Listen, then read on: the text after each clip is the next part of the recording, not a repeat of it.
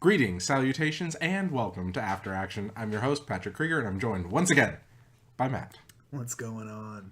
So tonight we had our hearts set on watching Santa Paws. Yes, something my girlfriend really enjoys for specific reasons. And we'll talk about that when we do our review of Santa Paws. Excellent, that will be a good time. And I'll gather more information from her in the meantime. Sounds good. But in the meantime, as we were scrolling through Netflix catalog to find something to watch, specifically to find Santa Paws, we scrolled across this movie, Pottersville. And the logo for one, it was in the Christmas section. It was in the, it's beginning to look a lot like Netflix section. Oh my lord. Yeah, that's what they call that section. See, because I search Christmas into Netflix all the time, and I'm like looking for new movies, and there's all these like not even Hallmark movies. It's just like these super lame looking like Christmas things, and it looks dumb. But this it looked cool. This looked great. It has many a star in it. Indeed. And the logo was like Pottersville, but with the S being a Sasquatch. Yeah. And so I'm like, a Christmas movie that involves Sasquatch. I'm in. We gotta watch this. Yeah. So, since our the description here is rather long-winded, I think it's best to do our watch, don't watch right now. So, watch, don't watch. Absolutely watch. 100% unequivocally watch. I'm actually going to watch this on the 20th when I go down to San Diego on that Thursday night. I already told Jess, we're watching this. It's a great Christmas movie that involves Sasquatch. I think that this is actually going to be one of my Christmas go-tos now. It's a great movie. We're striking pretty good here with our Christmas films. The iron's hot. So we're going to strike away. Well, all right. So Pottersville was by Wingin' and Prayer Pictures. Came out in 2017.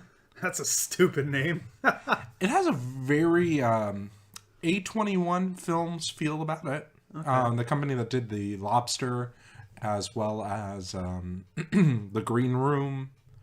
They did another one. The one where Daniel Radcliffe plays a corpse. Beats me, man. Anyway, as is tradition with these sorts of things, I will be reading the description. Indeed. And the reason why... I'm illiterate. No.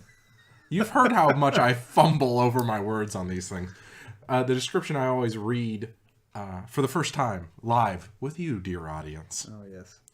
But this one's rather long and very detailed. That's why I wanted to get the watch, don't watch out of the way. So I really do recommend you watch this film without spoilers. But I do have to say, this picture slideshow for the film... Oh, like the intro video? Yeah. That spoils it for you. Pretty much. But even spoiled, it's good. It's a great movie, yeah. There's tons of stuff obviously not included in that little reel that make the movie great. So here we go. Pottersville is an economically strapped town, declining since its big employer, the mill, closed, and locals have lost their jobs and their dignity. Maynard, Michael Shannon, still runs the general store, as his family has done for generations. He keeps an accounting ledger and extends credit without question or judgment to many of the residents that are struggling to feed their families. Closing the shop early one day, he goes home early to surprise his wife, Connie, Christina Hendricks, with a romantic dinner. But he finds her in the bedroom, dressed as a large bunny, cavorting with Jack, the town's sheriff, Ron Perlman, who's dressed as a wolf, although Maynard insists, and it is a running joke, that Jack looks more like a squirrel. The costume pair explains that they're part of a secret club, the furries. Just dress up and rub. No sex allowed. But Maynard goes off to skulk and gets drunk. In that condition, he returns to his store and dons a gorilla suit, then for no good reason, heads for the woods. In the morning, he awakens on the floor of his store, discovering discovering his inebriated wanderings as a gorilla. That's That's a tongue twister. I'll give you that. Were reported the night before by the neighbors to the police as Bigfoot sightings. This arouses the interest of the whole town, and a reality TV show starring the fraudulent Aussie Sasquatch expert, Brock Thomas Landon, is really an American. Is really American, but hopes to ride the Sasquatch hunt into a network show. He teams up with a sheriff and a local hunter and woodsman, Bart, Ian McShane. Ian? Ian? Yeah, I-A-N. Ian McShane. Yeah. Who vows to catch Bigfoot, armed with guns, both tranquilizer and bullet varieties. Oh, those bullet variety guns. A large tent. The three head out into the night to catch the non-existent creature. Maillard has tried to tell the sheriff about his drunken outing, but the sheriff is too busy, thrusting the plot ever forward into unlikely situations.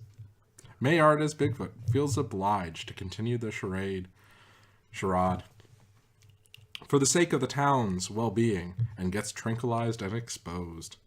He's immediately ostracized for the deception until the town people realized how kind and decent he has always been to them. So that just spoils the whole story. Yeah, 100%. That's everything you need to know. That's why I said, we're going to read the description after that, because it looked like it was going to out the movie. Yeah, that's fairly lengthy. It was. So let's talk about the film a little bit. For one, it's got a 0% on Rotten Tomatoes. That's because I presumably just came out. Back in 2017. Oh, it came out in 2017? Yeah. What? It's How have been we- like a year. How have we never heard of this film? Well, it's one of those Netflix shows that they hide and then they bring back, probably. Is it? I don't know. Is it, though? I've never seen or heard of it, so I would assume so. It's got tons of stars in it. Ian McShane was in Game of Thrones. The first guy you read, Maillard, his real guy, he's in 12 Strong and thousands of other movies. It's got a 5.3 on IMDb and an 82% on Google users. That was a good movie. Yeah. And the chick from Mad Men. It was great. So why don't you tell us what was your favorite bit about this film? Oh, gosh. Definitely Ian McShane. Just his whole mantra of being like a slightly intoxicated hunter, which is a great combination to have. And just his their exploits into the woods trying to find Bigfoot. It's an Echo Bridge film. That means something to me. Not. Echo Bridge and Mill Creek are famous for buying up tons of bad films and then distributing them. You know those box sets that I show you where it's like 5 films or whatever? That's mostly an Echo Bridge or a Mill Creek film.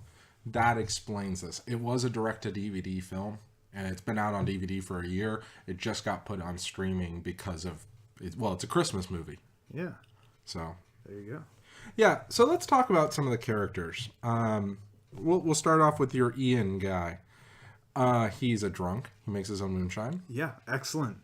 I love that the sheriff doesn't really care. No, not at all. In fact, he indulges in drinking it with him. So Indeed. He brings elk steaks to people. Just elk steaks, and what else did he have? He had 2 other things. One of them was squab, which is pigeon. Yeah. And I can't remember what the other thing was. Herring or herring? something. It was a fish.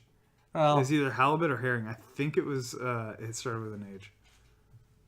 Well, it doesn't really matter, but he was hilarious. I love that his sidearm is an artillery Luger. I don't understand why, but I don't either. It's there's no backstory to that. There's no extra information. There's, they don't say like, oh, anything. Yeah, they don't say like father brought this home from the Yeah. war or something like that. But that's one of the things that I was saying, that it feels like an A21 film because it has this beautiful timeless quality to it. Mm-hmm. We were debating, when does this take place? And you were saying that it's totally modern day, and yeah, it is totally modern day. But other than a couple shots where they're at the very end, You don't see anyone having a cell phone out. No. Which is really key because cell phone technology changes so fast. So if you want a film to seem like it's not dead set in an era, you don't show phones. Yeah. The other thing I loved is that they never show a computer. Correct. The guy's office just has a typewriter. All the vehicles that are close up are older vehicles that are well kept. Yes. So that you can't really tell if they're supposed to be brand new or if they're just supposed to be well kept. I don't know. I just really loved the recording style of this film. It was a good one. The set design was just great. What did you think of the lighting? I have nothing to comment about the lighting. I don't know anything about lighting. It seemed like a well-lit movie. The movie was lit, brah. Is that what you wanted me to say? No, I wanted you to talk about the warm colors that they used inside and how they got the cool colors outside, except for the scene with the furries, where when they worked in the warm colored lighting, it made it more surreal. Let's talk about the fact that they brought furries into this movie. Yes, why don't you elucidate the furry situation to us? So, Maynard, if that's his name, if I'm saying it correctly. That's our main character. Yes. His wife ends up being a furry and cohorting with the sheriff, who is also a furry. Yes, a squirrel. Yes, a squirrel in Maynard's bedroom. And Maynard's like, "What? That's not cool. You guys are insane." And then, but I mean, it makes sense because, like, all right, for like the directors or whoever, how do we make a movie about Christmas that involves Sasquatch? And there was probably some stupid millennial that was like, "Furries, dude, furries." Well, it was a really good reason to get him into the suit. It was a really good reason because he got drunk and then he was like, "Oh, I'll," he glances over and once he's in the general store, drunk, he glances over at some, real tree camo stuff and a makeshift ghillie suit and a gorilla mask from a Halloween outfit, costume, and so he makes his makeshift Bigfoot setup and the plot thickens. Indeed, it does. One of the things I thought was kind of interesting about this is how shark filmish it is. And they even reference it a couple times. They reference that scene in Jaws with the nails on the chalkboard. Oh, yeah. Because this is like the opposite of your stereotypical shark film. Your typical shark film is aping off of Jaws, pun intended. Where you have the shark getting into the water and everyone's trying to cover it up to prevent the loss of tourism. Everyone's trying to cover up the shark. In this situation, everyone wants the shark to be real and everyone wants to see the shark because that's what is drawing the tourism. Exactly. And it was hilarious because Matt and I were even commenting that this had a very much a feel of, was it Shark Attack 2 or Shark Attack 3? One of them, yeah. Shark Attack 2, right? Which is the one with the Aussie? I think it's Shark Attack 2. I want to say it's 2. Because Shark Attack 3 was the one with the aquarium, right? Yeah. Yeah, Shark Attack 3 is the one with the aquarium because Shark Attack 4 is the one with the beach party. Yes. So that means that the Aussie was in Shark Attack 2.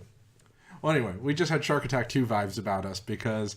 Down Under. Yeah, this Aussie comes in and he's like the expert on this stuff. Yeah, he has a reality TV show and this, that, and the other, and he's all super famous and lots of talk about autographs.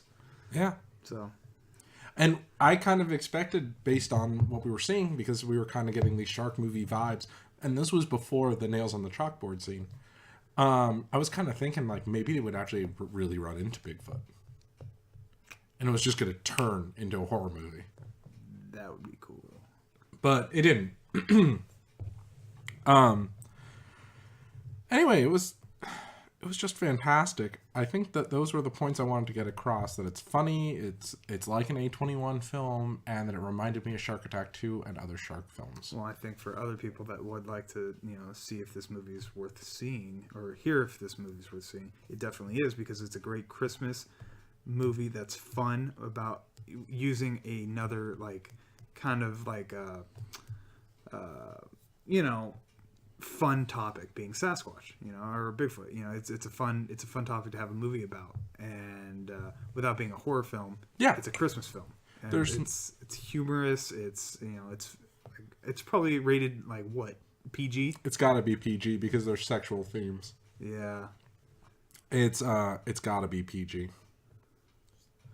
Watch, it's PG-13 or something. But There is guns in it, there are guns, yes. which, you know, I know frightens some people. Don't even get me started about But there's no there's no sexualness to it. Well, there was PG-13. There it is. You heard it here, probably first, folks.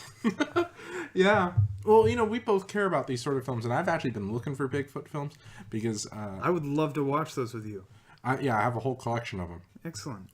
I can't wait till Christmas is over Oh, for these stupid movies to end. No, I'm just kidding. Dear audience, Matt will be visiting me this summer in Washington, and we'll be watching Bigfoot films there. We hope you heard that, audience. Yes. It was just a random car alarm going off. But anyway, Wouldn't be the first time tonight. yeah, and it wouldn't be the first time tonight. Matt and I spend my summers up in Washington out in the woods. So does Matt. Matt and I, we spend these summers in Washington in the woods alone. No, it's just me on my own.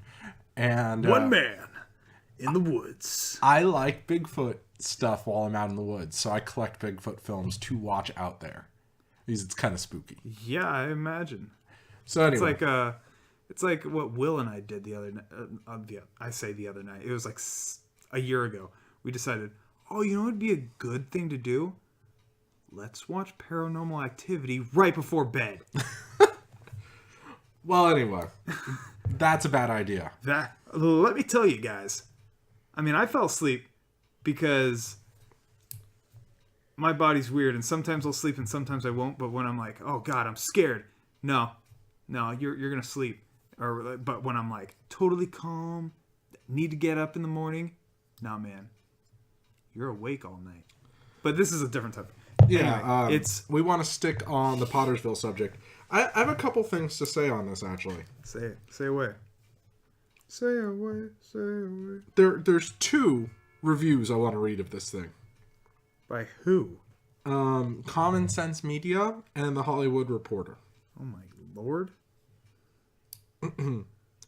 First, a quote from The Hollywood Reporter. Okay. An admirable misfire that isn't quite as nutty as it sounds. What? F off, Hollywood, whatever. Yeah. I even forgot your name because it's not even important. Hollywood Reporter. Okay. It's not nutty, but it wasn't supposed to be. This was exactly what I thought going into this was. Yeah. We saw the opening trailer that Netflix does for all their shows, right? And I was like, oh, okay. I have a feeling and I have an idea as to what kind of movie this is going to be going into it. I'm not expecting some, you know, Game of Thrones style plot or, you know, cinematography or anything like that. I'm not thinking of... But the cinematography was actually great on this. Well, I mean, I'm talking like special effects and stuff like that. And, you know, just stuff that make it just over the top great. And no, it's a great, fun film to watch with your family or friends or significant other while, you know, on Christmas Eve, Christmas Day, whatever. Just to, you know, if you're in the mood for a Christmas movie, it's great. It's a fun family film that wouldn't necessarily be for the youngest of kids. Well, they wouldn't understand, so I think it'd be fine. What is that, Dad? Don't worry about it, kid. Get out of here. So here's the review from Common Sense Media. Dull, nonsensical, holiday comedy that has cursing and drinking. People hate this. People do hate this. But see, like, it was a great movie. Indeed. It was fun. I was on the edge of my seat the whole time. It wasn't that kind of a movie. I just decided to sit like that. But it was fun. It was enjoyable. It was entertaining. Typically, dear audience, Matt and I will jab back and forth at each other during one of these films. We'll make little comments. And sure enough, we did with this film too. But I would say throughout the entire film, we probably only said maybe 10, 20 sentences to each other total. Yeah, not like, are you kidding me? Or like we had to like pause the movie or anything to talk about something. It, like, this was a good movie. Like I didn't feel like I was working. Like, I felt like I was working on some of these other films. Ooh. Well, I actually think that's a great place to end this. Yeah, just go out and watch it yourself. It's on Netflix. Do yourself a favor. So until next time, dear listener, see you out there.